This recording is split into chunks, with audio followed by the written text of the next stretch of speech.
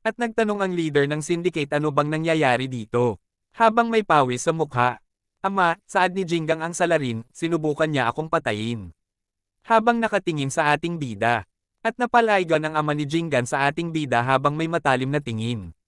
Habang kalmado lang ang ating bida at matatanaw din si Guangtou. Totoo ba iyon? Saad ng ama ni Jinggang sa bantay ng kanyang anak. Well, iyon ay, nang hindi na pinatapos magsalita nang sinampal na siya ng kanilang leader. Ikaw, hanggal na gago. Saad pa ng leader ng syndicate sa kanyang subordinate sa galit na tuno. Ano ang ginagawa mo, hinahayaan mong bumagsak ang kahalili ng dakilang yang syndicate sa ganitong kalagayan. Habang makikitang pinagsasample ang kanyang tauhan. At matatanaw si Biliden at ang kanyang ama at si Guangtou habang pinagmamasdan nila ang nangyayari. Maya-maya makikitang bumagsak at wala nang malay ang tauhan habang namuti ang mata ng bantay ni Jinggang. At hindi pa din tinigilan ng clan leader nila kahit wala nang malay pinagsisipa pa din. Habang nanlaki na lang ang mata ni Guangtou sa mga nasasaksihan niya. At ang dalawang natirang bantay ni Jinggang ay nakaramdam ng awa sa kanilang kasamahan at takot. Maya-maya lang ay nagsalita na ang clan leader ng syndicate. At nagsaad na how are you going to take responsibility for this matter? Habang nakatalikod. At napatingin sa ating bida ang kanyang ama. Habang napapikit lang si Biliden at makikita may gap attack na pawis sa mukha. Ano ang nangyari? Saad ng ama ni Biliden sabay tingin kay Sojung habang medyo nagulat si Jung. Maya-maya lang sinabi na lahat ni Jung ang lahat nangyari. Sabat naman ng leader ng syndicate sa galit na tono. Ano naman, dahil lang sa mababang uring katulong at kasambahay na ito, pinagbubugbog mo ang anak ko hanggang sa ganito, ha? Paano mo nagawa yan sa anak ko? Habang nanahimik lang ang ating bida. Dagdag pa ng leader ng syndicate. Paano mo balak panagutan ito? Habang may mukhang galit na galit. Sabat naman ng ama ng ating bida sa tanong ng leader ng syndicate. Sa tingin ko, si leader ng sindikato na siyang ang dapat managot. At makikitang ang bida na nabigla sa mungkahi ng kanyang ama. At ganun din kay Sojung at kay Guangtou at ang hangal na anak ng leader ng syndicate. Habang nabigla naman ang leader ng syndicate at makikita ang mukha galit na galit sa mungkahi ng ama ng ating bida. Hindi lamang naglagay ng panloob na enerhiya si Young Master Yang sa kanyang kamao. Saad ng ama ng ating bida. Pero kinuha rin niya ang kanyang espada at sinubukan patayin ang aking anak. Dagdag pa ng ama ng ating bida na, sa isang kalaban na walang armas pa. Lahat ay nakita kung ano ang nangyari dito, kaya sa tingin ko ay mayroon tayong sapat na mga saksi. At makikita ang mga dalawang panig ng mga escort. Dugtong pa ng ama ni Biliden. Kung ibang tao sana, ako na mismo ang magpaparusa sa kanila para sa mabigat na kasalanan. Pero patatawarin kita sa pagkakataong ito para mapanatili ang iyong dangal. Habang nabigla ang leader ng family syndicate sa mga sinabi ng clan leader ng Swordman. Kung ang bagay na ito ay mabunyag sa Jangho, hindi lamang si Young Master Yang, kundi pati na rin ang buong sindikato ay magiging katatawanan. Sabat ng leader ng syndicate. Ano ang sinusubukan mong gawin? Hayaan mong itanong ko sa iyo ang parehong bagay, ano ang sinusubukan mong gawin? Saad ng ama ni Biliden sa tanong ng clan leader ng syndicate. At nanlaki na lang ang mga mata ng leader ng syndicate. At naiwang nabigla naman ang ating bida sa mga minangkahi ng kanyang ama. At nasabi na lang niya sa isip niya. Akala ko mahiyain ang tatay, pero hindi pala. Habang nakatingin sa kanyang ama sa mga hindi nakakaalam dati siyang clan leader ng Merem Alliance at na-reincarnate lang sa katawan ni Biliden. At nagsaad sa galit na tono. Pinuno ng pamilya, bayaran mo na ang perang hiniram mo agad. Saad naman ng ama ni Biliden. Sige, sa malamig na emosyon. Dagdag pa ng leader ng Swordsman. Paalisin na ang mga bisita. At makikita ang mukha ng dalawang mag-ama ng family syndicate. Pero na, habang naiwan ang family Sword at pinagmamasdan papaalis ang family syndicate. At nagsalita ang ama ni Bidwan. Bakit mo ito ginawa? Pinapahiya niya ang ating pamilya. Inutusan niya kaming gawin ang isang bagay na hindi dapat gawin ng isang tao. Saad ng ating bida sa kanyang ama. Habang nagtaka si Guangtou at si Songhee sa sinabi ng ating bida na pamilya. At tinignan lang si Bilijuan ng kanyang ama. Sabay tawag kay Squad Leader So, sumama ka sa akin sandali. At sumangayon naman. Kaagad si Jung. At makikitang papaalis na si Sojung at ang clan leader na ama ni Bilijuan. At biglang napatingin ang ating bida kay Songhee at kay Guangtou. Dahil ata sa bigla, dapat ay labis kang nagulat. Saad ng ating bida kay Songhee. Sabat naman ni Songhee habang naguguluhan hindi. Oo, Huwag kang matakot kung subukan ulit naman mang bastos na iyon. Saad ng ating bida. Ang mga ganitong tarantado ay hindi karapat-dapat katakutin. Dagdag pa ng ating bida. Magpakatatag ka. Mula ngayon, ako at lahat ng mga kapatid sa pamilyang ito ay poprotektahan ka. Patawad. Saad ni Song Hee habang may mukhang naguguluhan. At makikita ang dalawang squad member ng Family B. Salamat, Young Master, at nagpasalamat din si Song Hee sa dalawang squad members at tinawag niyang mga uncle. At makikitang papaalis na ang tatlong squad member ng Family B habang pinagmamasdan ng ating bida at nasa tabi niya si Song Hee at si Guang Tuo. Hindi ka ba natatakot, Young Master? Tanong ni Guang Tuo sa ating bida. Habang may seryosong mukha, saad naman ng ating bida. Bakit naman ako? Nang hindi na siya pinatapos ni Guang Tuo sa sasabihin niya nang nagsalita na si Guang Tuo sa ating bida. Paano kung pumasok dito ang Yang Syndicate? Hindi ko ba sinabi sa'yo noong isang araw na sila ang pinakamalakas na grupo sa Shandong sa ngayon? Sagot naman ng ating bida kay Guang Tuo. Nakita mo ang ekspresyon ng mga martial artist ng Yang Syndicate kanina, hindi ba? Nililigawan nila ang kanilang mga amo. Mukhang kakaunti lamang ang mga tao na tunay na tapat sa kanila. Nakita mo ba ang mga miyembro ng ating squad ng mga mandirigma? Sabat ni Guang Tuo sa mga sinabi ng ating bida. Pero mas marami pa rin sila. Ang labanan ay hindi lamang nakabatay sa dami ng tao at hindi madaling mangyari ang mga digmaan. Mungkahi ni Guang Tuo. Pero ang sarili niyang anak ay binugbog hanggang sa mapul. Isang lalaking napaka-political at mabilis mag-isip tulad ng mga leader ng sindikato ay hindi gagawa ng rash na hakbang. Saad ni Belijuan sa isip niya. Gagalaw lang siya kapag sigurado na siyang mananalo. Nasabi na lang ng ating bida kay Guang Tuo. Hindi man lang tiningnan ni Yang Jesh ang asal ng kanyang anak. Hindi siya galit dahil nasaktan ang kanyang anak, na galit siya dahil sinaktan ko ang kanyang anak. Sabat naman ni Guang Tuo sa ating bida. Hindi ba't pareho lang iyon? Siyempre hindi, sagot ng ating bida. Ang kalikasan ng kanyang galit ay napakaiba. Saad ng ating bida kay Guang Tuo. Nasabi na lang ni Belijuan sa isip. Isa siyang makasariling tao na ang iniisip lamang ay ang kanyang sarili. Wala akong ideya kung ano ang sinasabi mo. Sabat ni Guang Tuo sa ating bida. Go at magpahinga ka, alam kong marami kang pinagdaanan ngayon. Young Master, salamat Young Master sa ginawa mo kanina. Saad ni Guang Tuo habang namumula ang mukha. At napangiti lang si Belijuan. At biglang nagsalita, tama, huwag mo itong kalimutan habang buhay, mungkahi niya kay Guang Tuo. Ano? Sabat naman ni Guang Tuo. Habang napatitig lang si Guang Tuo sa ating bida. Sa aking karanasan, sigurado akong hindi siya agad kikilos. Nasabi na lang ng ating bida. Hahanap siya ng tiyak na paraan ng paghihiganti. O paraan na hindi madumi ang kanyang mga kamay. Dapat akong kumilos bago mangyari iyon. At malilipat ang eksena sa ama ng ating bida na nagsaad ng hindi. Habang nakatingin sa kanyang asawa at pinagmamasdan ang kawintes. Saad ng ama ng ating bida sa kanyang asawa. Hindi ba't ito ay isang bagay na ipinasapasa sa loob ng maraming henerasyon ng iyong pamilya? Ito rin ang pinahahalagahan mo ng labis. Saad ng ina ni Belijuan.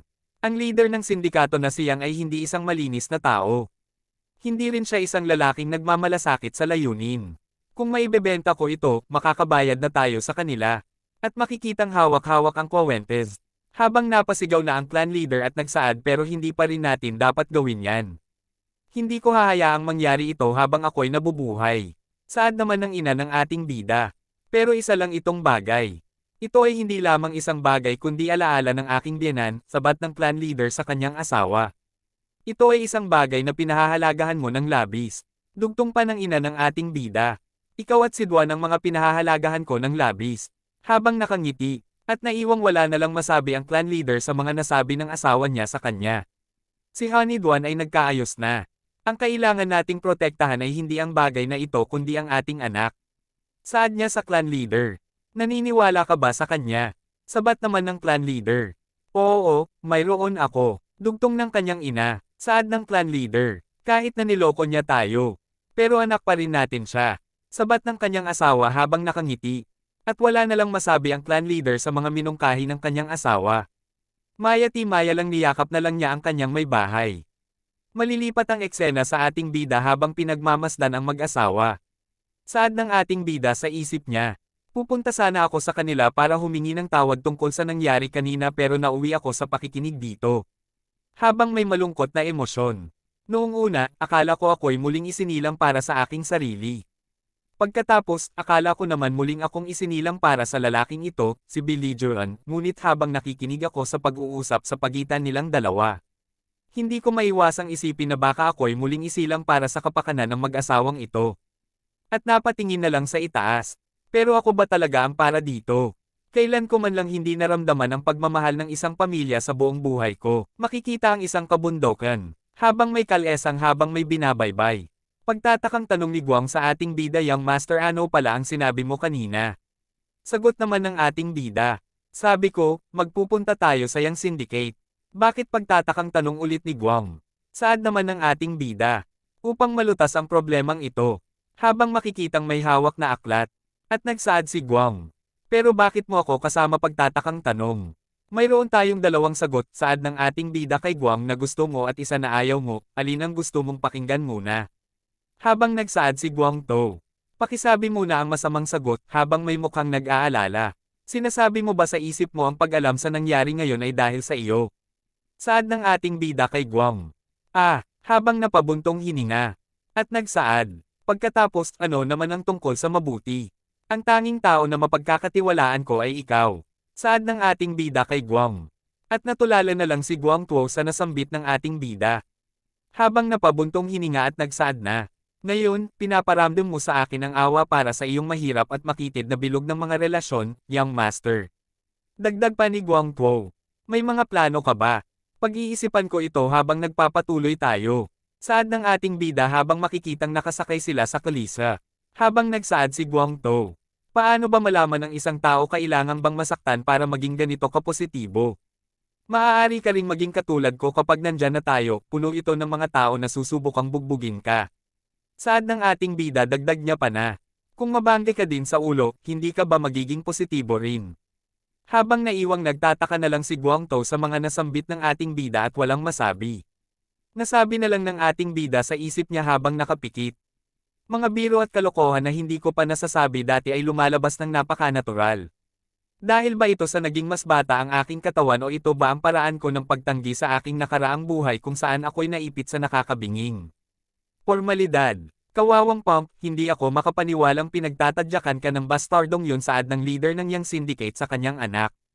Ama, pakipatay si Bilid ang para sa akin. Saad ni Jinggang sa kanyang ama. Dugtong niya pa na. At ang mga magulang nung hayop na yon, hindi lang pala gusto ko din ipapatay ang buong pamilya ng Swordsman. Iyan din ang mga plano ko. Saad ng leader ng Yang Syndicate habang makikitang katabi niya si Jinggang nakahilata at puro balot ng benda. Nagmamalaki siyang tingnan ako ng may paghamak. Habang naalala niya kung anong ang mga sinabi sa kanya ng ama ng ating bida. Yung bastardo na yon, na ang pamilya ay hindi man lang umabot sa top 10 sa Shandong. Tinawag ko na ang Bloodhound. Saad ng leader ng Yang Syndicate. At nanlaki na lang ang mata ni Jinggang. Dagdag pa ng leader ng Yang Syndicate. Kailangan nilang magbayad ng malaking presyo sa pakikipagtalo nila sa atin habang may mukhang ewan. At babalik ang eksena sa ating bida habang may binabasa at kay Guang. At nagsalita na pabulong si Guang sa ating bida. Ayan ba ang eksklusibong sining ng pakikidigmang patriarka? Tama ka, pero bakit ka biglang bumubulong? Sagot naman ng ating bida kay Guang To. Dagdag pa ni Guang Tao. Dahil ito ay isang mahalagang sining ng pakikipaglaban. Paano kung marinig ito ng kabalyero sa labas? Hindi mo ba naiisip na yung ginagawa mo ay lalo pang nagpapasuspecha? Saad ng ating bida habang natatawa. Sabay napatakip ng bibig si Guang To. At nagsaad si Guang. Haha, ang teknik ng puting buwan na espada ay walang espesyal. Sabat naman ng ating bida sa mga sinabi ni Guang Tao. Mukhang kailangan kong sabihin kay ama ang sinabi mo. At makikitang nabigla si Guang sa minungkahi ng ating bida. Saad ni Guang To para magdahilan sa ating bida. Ano bang ginagawa mo ang patriarka? Ang pinakamahusay na teknik ng espada sa mundo ay ang teknik ng puting buwan. Kung patuloy kang magpapaikot-ikot ng ganito, magiging talagang kaina-hinala iyon sa kanya. At pasigaw nagsalita si Guang To na kung ano naman. Habang napaisip lang ang ating bida. Sa totoo lang, hindi naman ito ganoon kasama kung susuriin ko, medyo higit pa sa average. Hindi ko naman talaga kailangan itong matutunan, pero kung gusto kong itago ang tunay kong kakayahan sa martial arts, wala nang ibang paraan. At pinutol ni Guang Tao ang pag-iisip ng ating bida nang nagsalita siya. Ang tanawin ng iyong pagbabasa ng isang bagay ay talagang hindi pamilyar. Dagdag pa ni Guang Tao na, Ang tanging binasa na ginawa mo sa buhay mo ay ang menu ng mga bar at ang pagdalo ng mga courtesan. Habang may mukhang nakakaloko, gusto mo bang matutong ng martial arts? Saad ng ating bida kay Guang Tao habang makikitang nagbabasa ng aklat. Saad naman ni Guang patawad. Dagdag niya pa na, hindi. Habang tinanong ng ating bida kung bakit ang tagal mong sumagot. Saad naman ni Guang, paano naman matututo ng martial arts ang katulad ko? Habang may mukhang dismayado sa kanyang sarili. Sabat ng ating bida, ano naman, kahit mga punk tulad ni Yang Jigang ay natututo ng martial arts. Iyan ay dahil siya ay isinilang sa isang mabuting pamilya. Dagdag pa ni Guang Tao na, dahil na nasa mabuting guro siya mula pagkabata. Mungkahi naman ng ating bida kay Guang Tao. Ang mahalaga sa pagiging isang tao sa Jiangho ay hindi pamilya o guro.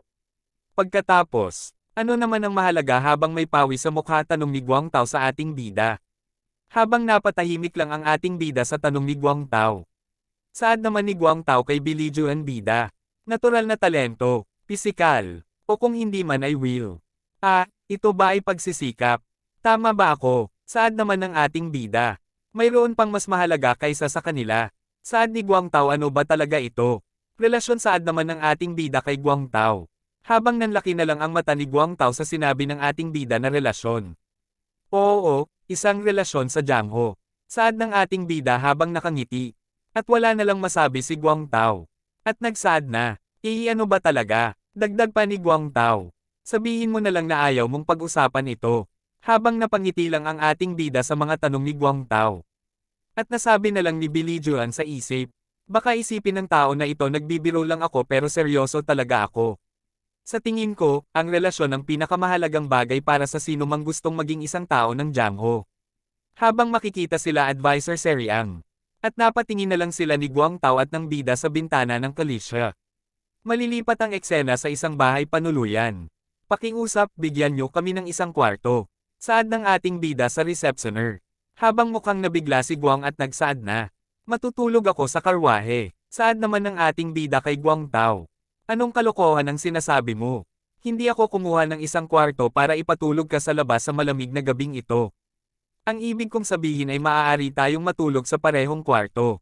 Dagdag pa ng ating bida. Ang kwarto ay may 2 kama. Tama ba? Bakit ko pagugugulin ang pera ko at kumuha ng 2? Saad naman ni Guang Tao na, hindi yun ang ibig kong sabihin, paano ako makakatulog sa parehong kwarto mo, young master?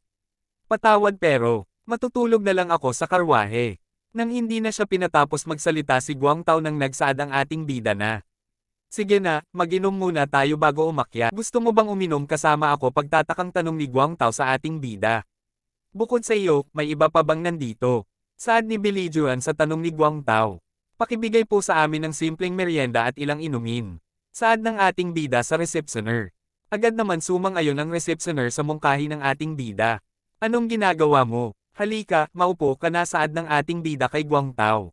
At sumang-ayon naman si Guang Tao at naupo. Habang nagtanong ang ating bida kay Guang Tao kung may problema ba. Sagot ni Guang Tao, well kasi ito ang unang pagkakataon. Dagdag niya pa na, nakatambay sa parehong mesa at umiinom kasama ka, alam mo. Hindi na dapat kailangang gawin sabihin na ang pagtulog sa parehong kwarto ay kasama rin. Seryoso, si Li Juan ay talagang isang tangasaad ng ating bida sa isip niya dating may-ari ng katawan na reincarnate niya. Ngayon, uminom ka sabay extend ng kamay na may hawak na alak. Saad ni Guang Tao sa ating bida na, pakibigay na lang sa akin. Ako muna ang magbubuhos ng inumin para sayo.